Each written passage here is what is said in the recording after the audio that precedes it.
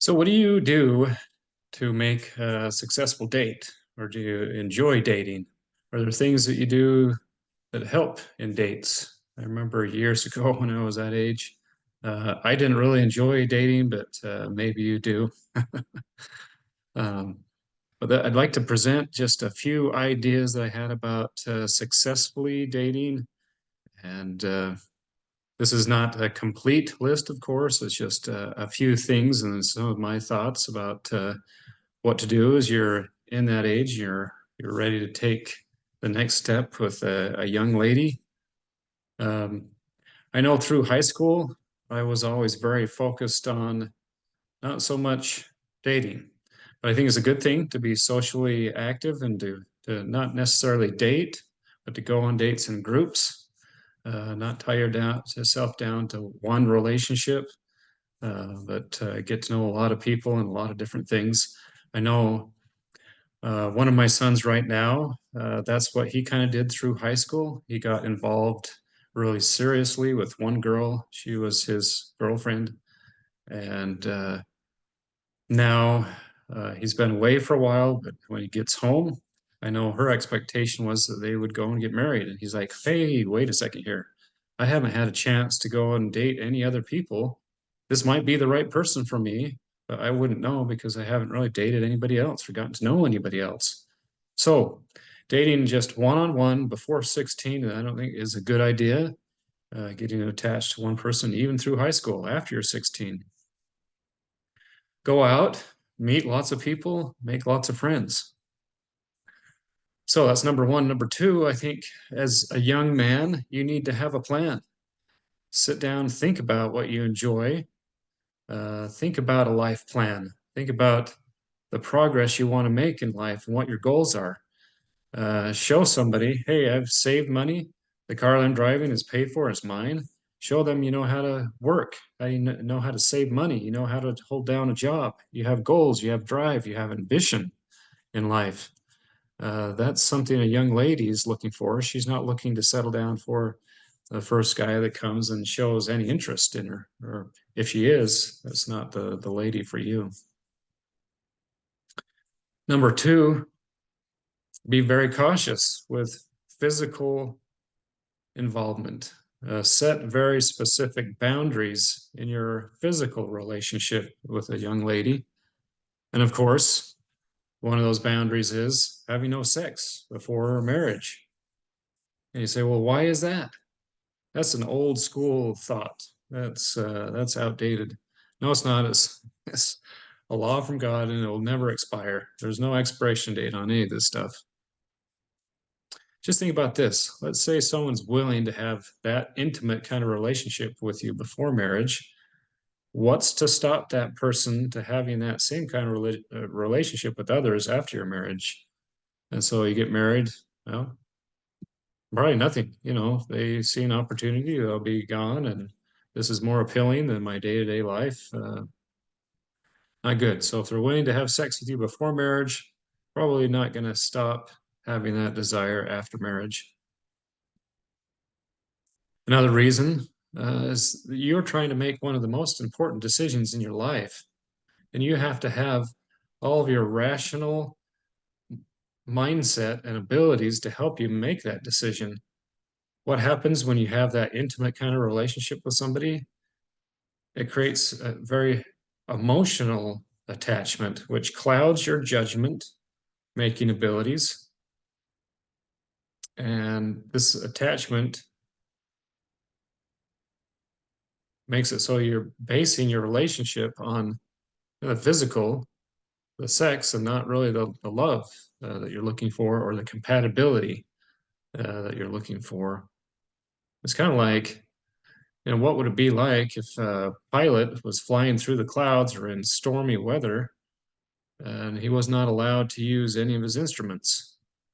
Is flying blind. You're in a cloud, you're in the fog. How are you supposed to fly a plane if you don't have any instruments or any ability to use sound judgment in a decision? So the next tip, um, you want to go on dates that are kind of you're exploring this person. I remember the first date I went on with my wife. Um, I don't know, I don't know if she liked it. I think she said she did, but I took her rock climbing. And that's a really quick way to find out how someone handles stress if you put them on a rope and have them start going up a cliff.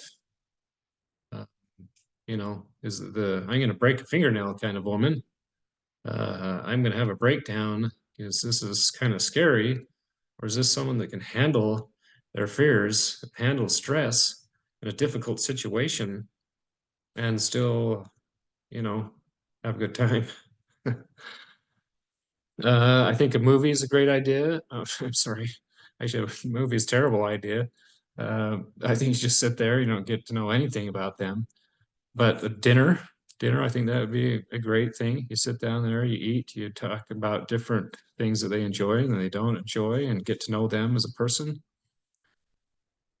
I remember years ago living down here in southern Utah, my oldest son has a girlfriend that he's seen for a long time, and we decided to go in a cave. And it's a very extensive cave, and you have to get a permit from the BLM just to get inside of it because I think I got tired of rescuing people that were not prepared. Said to show them you had three sources of light.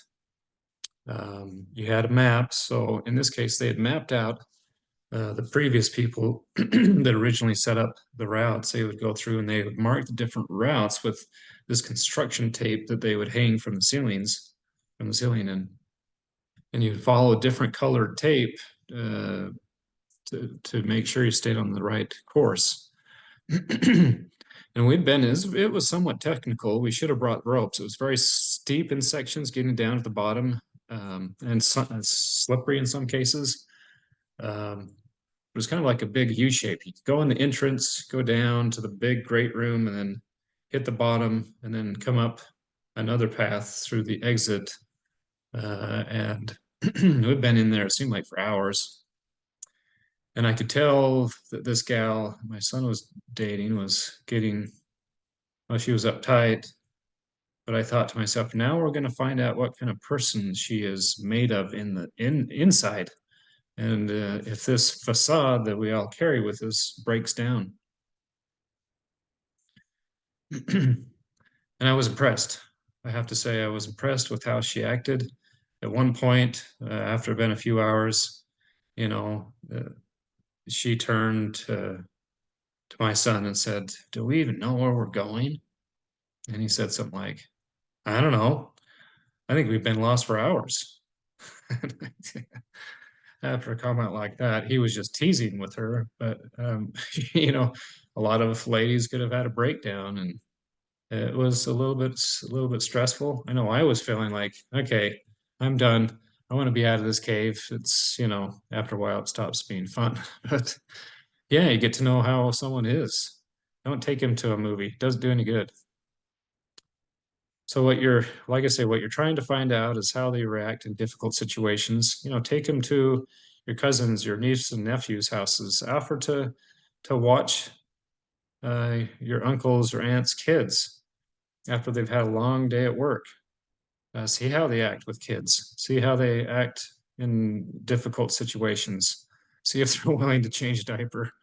I mean, what you're looking for is a companion, and for a wife that's wants kind of the same thing you do. You want the goals of having a family, and how if she's willing to put aside her own discomforts and her own desires in the desire of helping somebody else and raising a family. So life is not easy. And I want to share a little bit about the journey that I took years ago. This is an entry from 1993, and I don't know if any of you were even alive back then, but um, I didn't really like dating. It was very challenging at times, and I didn't like the feeling of feeling vulnerable. I don't think any of us like that feeling. And after I had asked one lady in particular, one gal, I think I asked her to go out once, and she said, "No, that's not really good." And I asked her again, "What about this day?" "No, I've got something." And I asked her a third time, and I wasn't happy about it. I don't know if you can see rather large writing in my journal.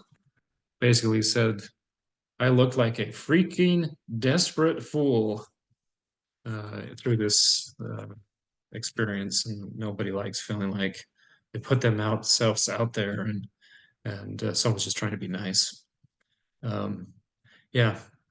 So yeah, I got to about 20, 21, 22, and I knew what I wanted. I wanted to be a husband and father. That was um, my desire to provide.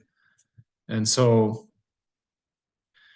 it took a long time. In one of my entries in the journal, I even said I continued looking for a heart of gold, and I asked God to bless me in this continued search for looking for that genuine.